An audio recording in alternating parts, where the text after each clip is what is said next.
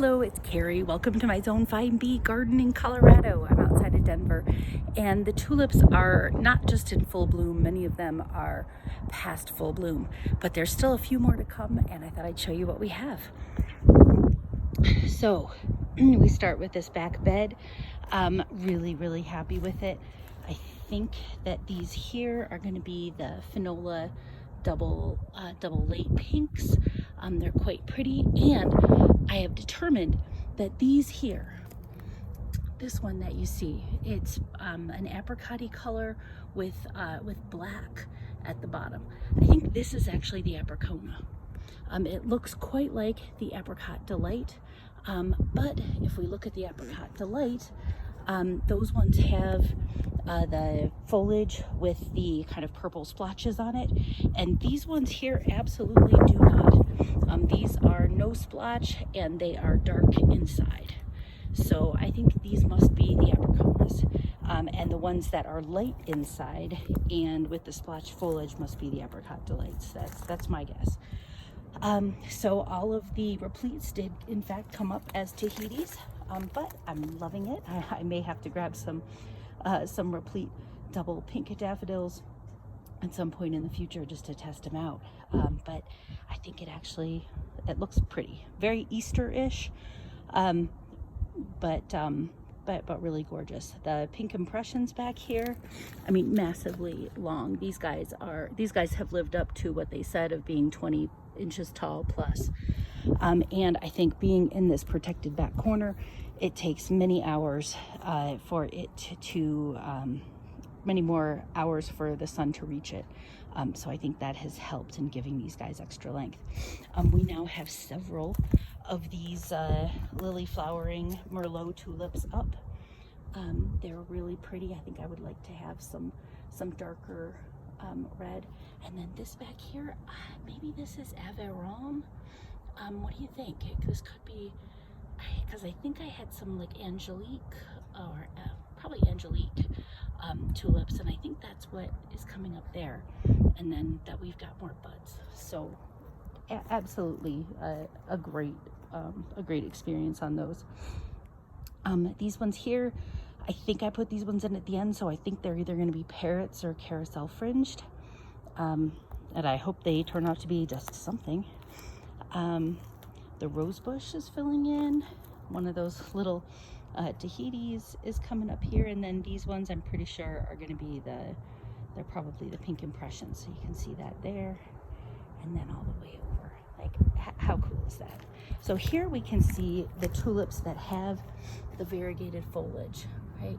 Same color scheme here, very similar in the outside look of the leaves, but this one has, I don't want to force it too badly, but those that has like white, kind of whitish yellow interiors, and the outer leaves have those variegations. So when I looked those ones up, it said, yep, those ones are Apricot Delight. So that tells me that over here, these ones with the variegated foliage as well, these are also Apricot Delights, but they're in the very back, right? So kind of, if we compare these ones to those, they look similar, except for the fact that those ones are definitely later. It could also simply be the position in the backyard though too. And I hoped that something would come up here, and it looks like daffodils are finally coming up, and these are supposed to be Acropolis daffodils. You can also see the Muscari latifolium, one of my new favorites. Some of these hyacinths starting to go over, so I'm going to deadhead some of those.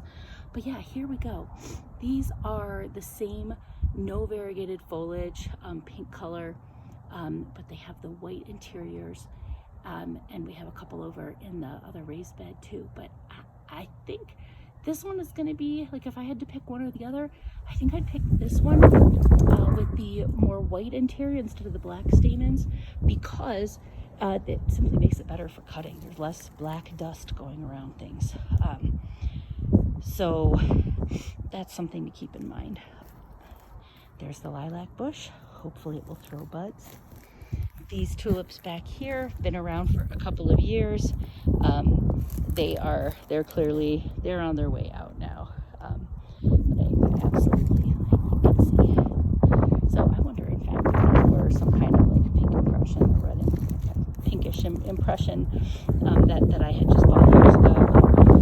So here we go. This second raised bed. How intense is this? Like, this is awesome. These are white lions. These are going to be, these are a parrot. I think these ones are amazing parrot. It's nice to know that they didn't all like die in the womb. These I got at the very end of the season, and I don't know if they're orange impression or red impression, but wow, you can see that they're massively large and they're gorgeous. And like this one here, still in bloom. These ones here, really going over at this point. The hyacinths have been gorgeous over here. And the alliums, okay, never grown alliums before. Here are the buds. Like, they are probably 5 to 6 inches right now. I'll pull out some weeds in there because we don't need weeds. And then more alliums, you know, and then a couple of tulips left over from a friend who had bought them for me, you know, in a glass forced dish. And then I figured I'll put them out here, and after I had already cut from them, and would just see what happened. Something here keeps digging up the like molded bulbs that had come from those 2 containers, but that I had overwatered, because I keep popping these in the ground and something keeps pulling them back up. Something there is a daffodil that is not dead yet, and we'll see what happens. If anything can come of that. It's probably just not enough time in the season left in any case. But so we're gonna have even more flowers, and it's nice to know that the alliums are coming our way next. These are the Lady Jane tulips. As I had mentioned before, it was like a month of just weediness that I did not enjoy. They finally have their little blooms out. Here they are closed. They are about 1.5 inches long, maybe. Yeah, I would say 1.5 inches long. And they are they're opening up fully in the day, so that they are like little white stars that are about 3 inches across.